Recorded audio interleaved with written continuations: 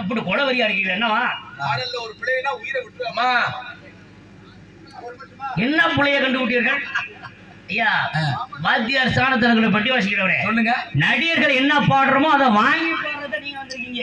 சரியா இருந்தா பாடுவேன், தப்பா பாட மாட்டேன். இந்த வேலை அங்கிட்ட ஓடக்கூடாது. நடிகர்கள் என்ன பாடுறோமோ அதைத்தான் வாங்கி பாடுறோம். உங்க வேலை என்ன?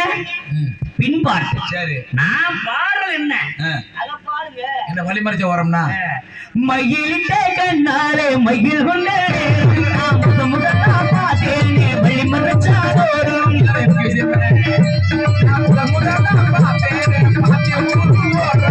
சாயாமல் சாய்ந்தாரே